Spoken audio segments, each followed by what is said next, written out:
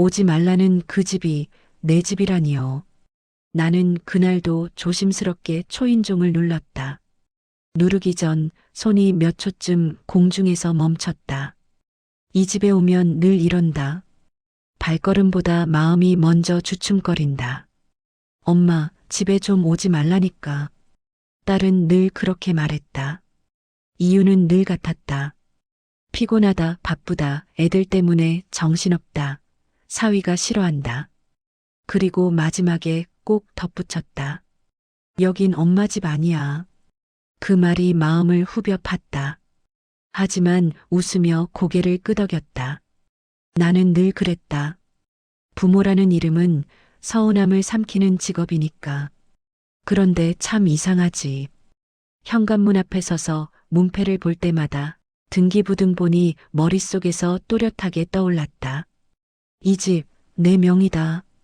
내가 평생 모은 돈으로 산 집. 딸 결혼할 때 사위 체면 세워주려고. 엄마가 그냥 증여한 셈 치자 말은 했지만 명예 이전은 하지 않았다. 혹시 모르잖아. 그때 친구가 했던 말이 아직도 귀에 남아있다.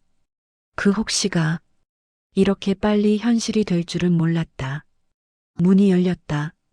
딸의 얼굴은 굳어 있었다. 왜 또 오셨어요? 나는 손에 들고 있던 반찬 봉투를 내밀었다. 김치, 미역국, 장조림. 딸이 좋아하던 것들이다. 잠깐만 있다 가려고. 엄마, 제발 좀. 딸의 목소리가 낮아졌다.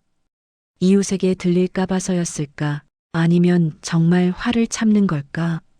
그때 사위가 안쪽에서 나왔다. 눈이 마주쳤다. 그 눈빛엔 예의보다 먼저 짜증이 있었다. 어머니 말씀드렸잖아요. 미리 연락 주시라고. 나는 고개를 숙였다. 늘 그렇듯 죄인처럼. 그런데 그날은 이상하게도 발걸음이 떨어지지 않았다. 현관 안쪽을 바라봤다. 내가 벽지 고르고 바닥재 고르고 대출 이자 계산하며 밤새워 고민했던 집. 그 집에서 나는 손님이 되어 있었다. 딸아. 내 목소리가 생각보다 단단하게 나왔다. 이 집 내 집이잖니. 순간 공기가 얼어붙었다. 딸의 눈이 흔들렸다. 사위의 표정이 굳었다. 그런 말이 지금 왜 나와요? 딸은 목소리를 높였다. 엄마가 사줬다고 해서. 여기가 엄마 집은 아니잖아요. 여긴 우리 가족 집이에요. 우리 가족. 그 말 속에 나는 없었다. 나는 천천히 신발을 벗었다.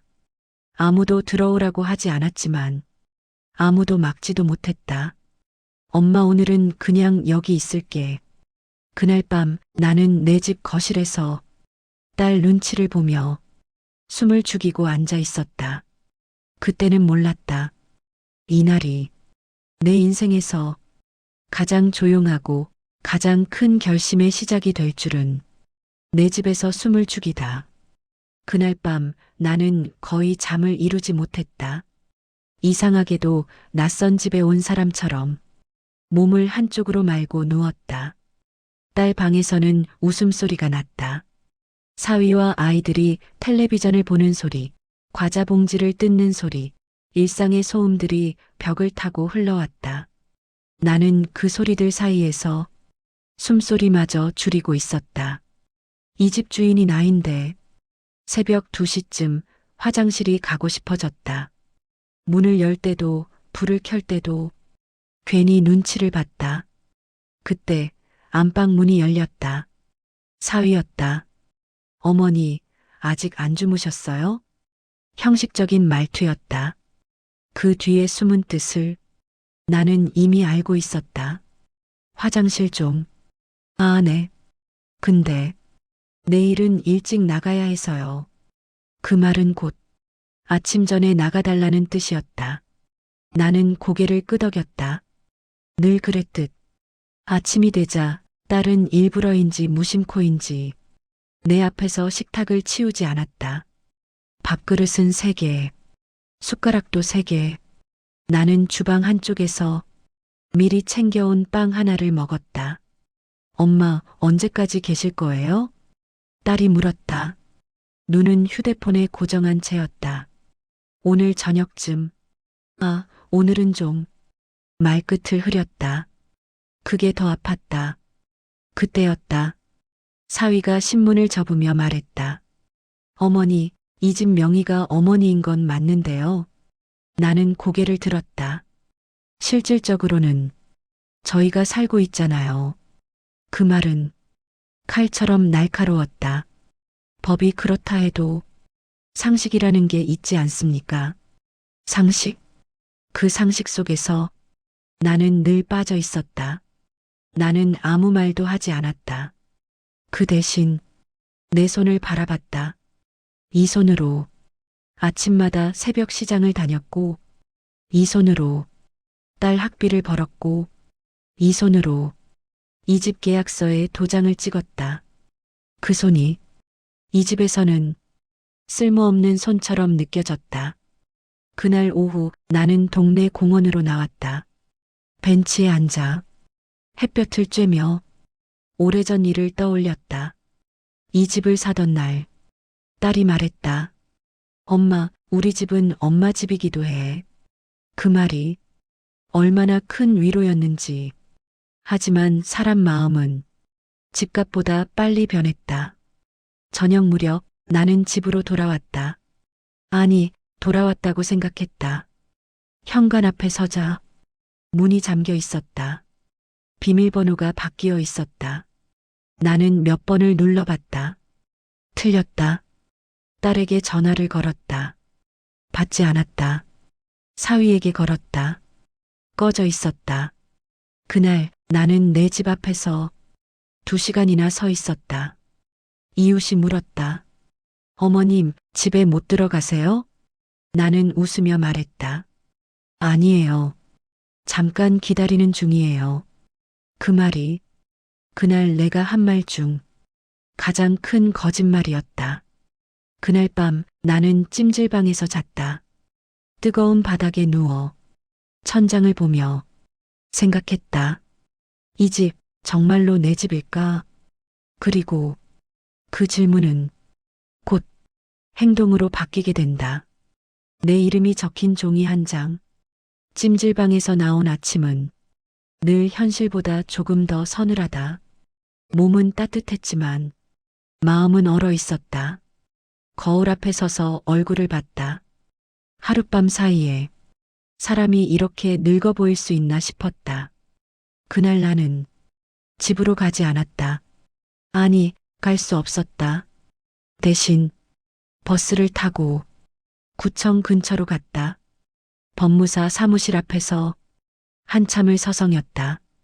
문 손잡이를 잡았다 놓기를 몇 번이나 반복했다. 부모가 자식 상대로 이런 데 오는 거 아니지. 혼잣말이 나왔다. 그때 문이 열렸다. 어르신, 들어오세요. 법무사는 내 이야기를 조용히 들었다. 중간에 끼어들지도 않았다. 집 명의는 어머님 맞습니다. 그 말에 가슴이 조금 놓였다. 그럼 제가 들어가서 사는 게 문제가 되나요? 법무사는 잠시 침묵하다가 말했다. 법적으로는 아무 문제 없습니다. 그 말보다 다음 말이 더 무거웠다. 다만 가족관계는 법으로 지킬 수 없지요. 나는 고개를 끄덕였다. 이미 알고 있던 말이었다. 법무사는 서류 한 장을 꺼냈다. 등기부등본이었다. 내 이름 분명하게 적혀 있었다. 그 이름을 보는데 눈물이 났다. 사람들은 이름이 불릴 때 존재한다고 한다.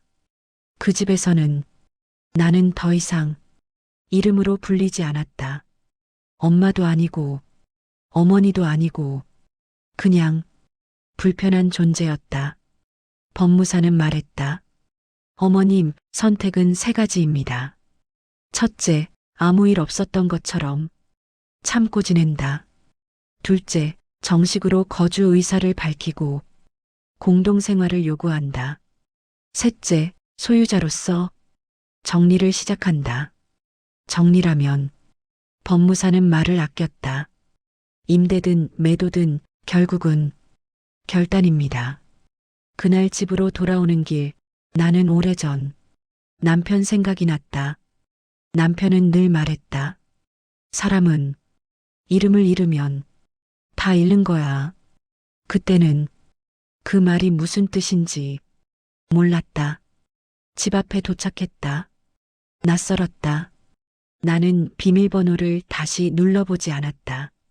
대신 초인종을 눌렀다. 한참 뒤 딸이 문을 열었다. 왜 또 왔어요? 나는 말했다. 나 오늘 법무사 다녀왔다. 딸의 얼굴이 굳었다. 엄마, 왜 일을 이렇게 키워요? 내가 키운 게 아니야. 나는 조용히 말했다. 이미 커져 있었어. 사위가 나왔다. 어머니, 그런 식으로 나오시면 저희도 그 말을 나는 끝까지 듣지 않았다. 한 달 줄게. 내 입에서 그 말이 나왔다. 나조차도 놀랄 만큼 단호한 목소리였다. 한 달 동안 이 집 문제 정리하자. 딸이 소리쳤다. 엄마가 우릴 내쫓겠다는 거예요? 나는 고개를 저었다. 아니, 잠시 숨을 고르고 말했다. 나를 내쫓지 말자는 거야. 그날 밤 나는 다시 찜질방으로 갔다. 하지만 이번에는 울지 않았다. 결심이 눈물을 말려버렸기 때문이다. 가족이라는 이름의 단톡방. 아침이 되자 휴대전화가 쉴 새 없이 울렸다. 가족 단톡방. 평소엔 명절 인사나 아이들 사진 몇 장 올라오던 곳이었다. 그날은 달랐다. 엄마가 법무사까지 찾아갔대. 이게 말이 돼? 언니, 너무하신 거 아니에요? 딸이 먼저 말을 꺼냈다는 걸 나는 알 수 있었다. 사위 쪽 친척들까지 슬그머니 끼어들어 있었다. 나는 한참 동안 아무 말도 하지 않고 그 문자들을 읽기만 했다. 말이 칼이 될 수 있다는 걸 그날 처음 알았다. 요즘 노인들 뉴스 안 봐? 재산 집착하다가 자식 잃는 거야. 애들 정서 생각은 안 해? 정서, 그 정서를 위해 내가 평생 얼마를 참고 살았는데 딸에게 전화가 왔다. 엄마, 이렇게까지 할 거야? 딸의 목소리는 울먹이면서도 단단히 화가 나 있었다. 사람들 다 엄마 욕해. 사람들이 아니라 내가. 내 말에 딸은 잠시 말이 없었다. 엄마는 왜 늘 마지막까지 가요? 나는 웃었다. 난 늘 처음부터 마지막이었어. 전화가 끊겼다. 그날 오후 동생에게서 연락이 왔다. 누나, 그냥 명의만 엄마고 실제로는 애들이 살잖아. 나는 물었다. 그럼 나는 어디 살아? 동생은 대답하지 못했다. 친척들은 하나같이 말했다. 자식 있는 사람이 왜 그러냐? 그 말은 위로가 아니었다. 경고였다. 그날 밤 나는 오래된 서류 봉투를 꺼냈다. 집계약서, 대출 상환 내역, 세금 납부서 한 장 한 장 넘기며 혼잣말을 했다. 이건 증거가 아니라 내 인생이네. 며칠 뒤 딸이 찾아왔다. 혼자였다. 엄마, 그 한마디에 마음이 흔들릴 뻔했다. 하지만 그 다음 말이 나를 다시 세웠다.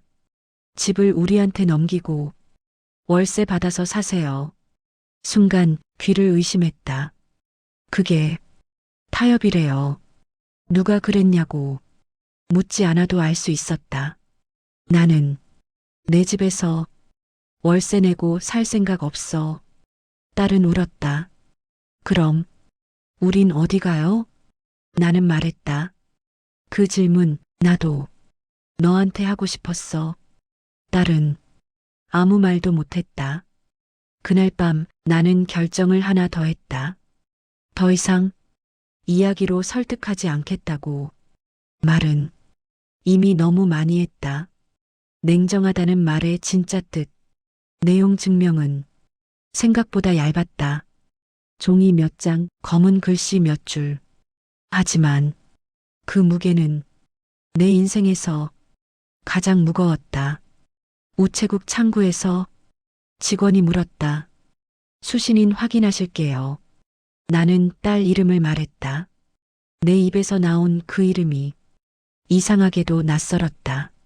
며칠 뒤 전화가 왔다. 사위였다. 어머니, 이건 너무하신 거 아닙니까?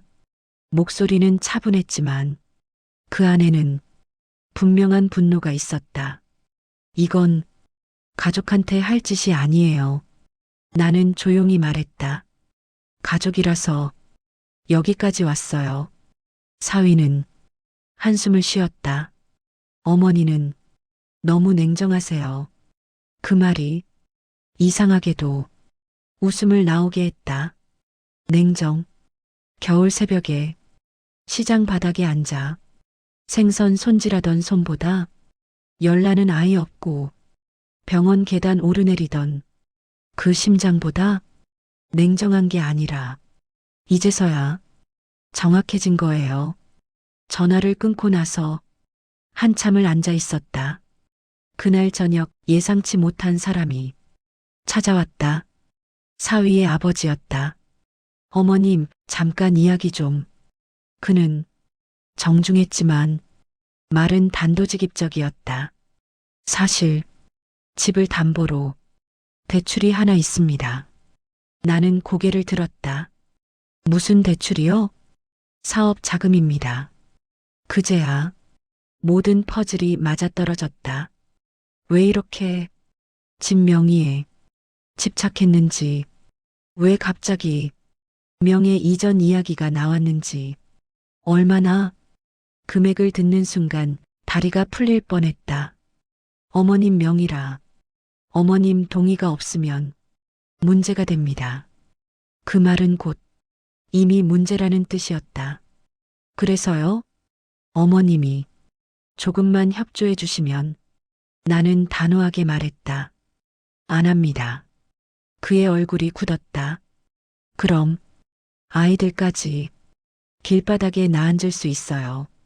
아이들. 그 말 앞에서 나는 한 번 더 흔들렸다.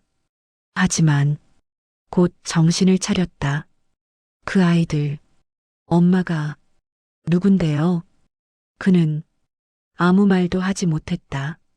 문을 닫고 돌아서는데 손이 떨렸다. 분노였다. 그리고 배신이었다. 그날 밤 딸에게서 문자가 왔다. 엄마는 끝까지 우리를 몰아붙이네. 나는 답장을 쓰지 않았다. 대신 다음 날 법무사에게 다시 갔다. 어머님, 그가 말했다. 이제는 마음이 아니라 순서의 문제입니다. 순서. 나는 고개를 끄덕였다. 먼저 내 이름부터 지킬게요.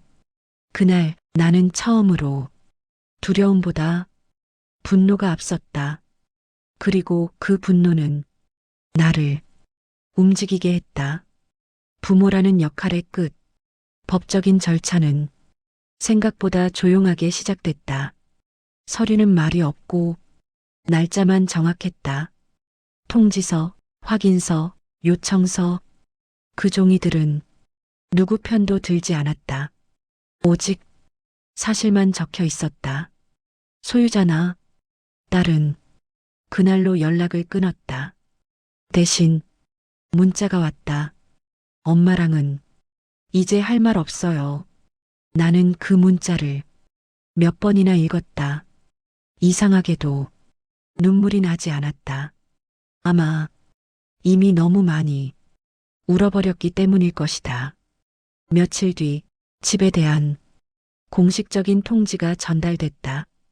그날 저녁 딸이 다시 전화를 걸어왔다. 엄마, 사람이 어떻게 자식한테 이래요? 목소리는 울음과 분노가 섞여 있었다. 그 질문 나도 수십 년 동안 나한테 했어. 엄마는 돈이 그렇게 중요해? 그 말에 가슴이 철렁 내려앉았다. 나는 천천히 말했다. 돈이 아니라 내가 중요해. 딸은 소리쳤다. 엄마는 부모 자격 없어. 그 말이 심장을 정확히 찔렀다. 나는 한동안 아무 말도 하지 않았다. 그러다 조용히 말했다. 그래. 그럼 오늘부로 부모 역할 그만할게. 전화기 넘어가 조용해졌다. 딸은 그 말을 예상하지 못했을 것이다. 그건 버리겠다는 게 아니라 내려놓는 거야. 그날 밤 나는 혼자 밥을 먹었다. 김치 한 조각, 국 한 숟갈. 이상하게도 밥맛이 있었다. 처음으로 눈치 보지 않고 먹는 밥이었다. 며칠 후 집에서 나가야 할 날짜가 정해졌다. 딸과 사위는 이삿짐을 싸기 시작했다. 나는 그 집에 가지 않았다. 대신 창가에 앉아 비 오는 걸 보며 생각했다. 아이를 키운다는 건 끝까지 책임지는 게 아니라 언젠가 놓아주는 거라는 걸. 나는 그 시기를 조금 늦게 맞았을 뿐이다. 이사 당일 딸에게서 마지막 문자가 왔다. 엄마는 평생 혼자 살 거예요. 나는 휴대전화를 내려놓고 혼잣말을 했다. 그래도 나는 나로 살 거야. 그날 나는 내 집 열쇠를 다시 손에 쥐었다.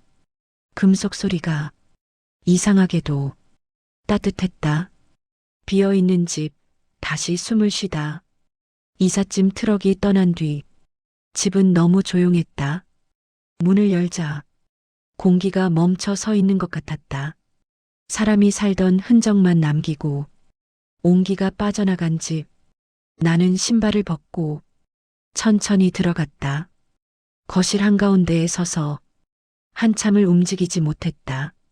여기서 웃었고 울었고 싸웠고 끝내 헤어졌다. 하지만 이상하게도 슬프지 않았다. 텅 빈 집은 상처 같기도 했지만 치유 같기도 했다. 나는 창문을 열었다. 차가운 바람이 들어왔다. 이제 내 숨으로 채우자. 그날 나는 집안을 정리하지 않았다. 치우지도 바꾸지도 않았다. 그냥 앉아 있었다. 바닥에 벽에 기대서 햇살이 드는 방향으로. 그날 밤 나는 거실에서 잤다. 이불 하나 깔고 등을 바닥에 붙였다. 천장을 보며 오랜만에 깊게 숨을 쉬었다. 다음 날부터 동네에 소문이 돌기 시작했다. 딸 내쫓은 할머니래. 노욕이 대단하대. 자식보다 집이 중요했대. 마트에서도 눈길이 느껴졌다. 나는 고개를 숙이지 않았다. 예전 같았으면 변명했을 것이다. 이제는 그럴 필요가 없었다. 내가 선택한 삶이었고 내가 감당할 몫이었다. 며칠 뒤 초인종이 울렸다. 문을 열자 의외의 사람이 서 있었다. 옆집 아주머니였다. 혼자 사신다면서요. 나는 고개를 끄덕였다. 그녀는 따뜻한 국 한 그릇을 내밀었다. 그냥 같이 먹고 싶어서요. 그 말이 이상하게도 가슴에 오래 남았다. 그날 나는 누군가와 아무 조건 없이 밥을 먹었다. 집 이야기, 자식 이야기 없이 그저 날씨 이야기, 물가 이야기. 그 평범함이 이렇게 소중한 줄 처음 알았다. 그날 밤 나는 집 안에 작은 화분을 들였다. 그리고 말했다. 이 집은 다시 살아야 해. 그 순간 집이 정말로 내 집이 된 것 같았다. 그래도 나는 내 삶으로 남는다. 가을이 깊어가던 어느 날 전화 한 통이 왔다. 모르는 번호였다. 엄마, 딸의 목소리였다. 몇 달 만이었다. 할 말 있어. 나는 바로 대답하지 않았다. 잠시 침묵한 뒤 말했다. 말해. 우리는 집 근처 카페에서 만났다. 딸은 많이 말라 있었다. 예전처럼 아이 이야기부터 꺼내지 않았다. 그때는 무서웠어. 딸이 말했다. 집도 생활도 모두 무너질까봐. 나는 고개를 끄덕였다. 그래서 나를 밀었구나. 딸은 울었다. 엄마가 그렇게까지 할 줄 몰랐어. 나는 말했다. 나도 내가 그렇게 할 줄 몰랐어. 우리는 서로를 바라봤다. 예전처럼 안아주지는 않았다. 하지만 적도 아니었다. 엄마, 용서해 줄 수 있어? 그 질문 앞에서 나는 오래 생각했다. 그리고 말했다. 용서는 돌아오는 게 아니라 각자 가는 거야. 딸은 고개를 끄덕였다. 그날 우리는 각자의 자리로 돌아갔다. 며칠 뒤 나는 집 앞 벤치에 앉아 해지는 걸 봤다. 사람들은 노년을 참는 시간이라고 말한다. 나는 이제 안다. 노년은 정리하는 시간이 아니라 선택하는 시간이라는 걸. 나는 자식을 버리지 않았다. 나를 버리지 않았을 뿐이다. 이 집은 내 재산이기 전에 내 시간이고 내 몸이고 내 이름이다.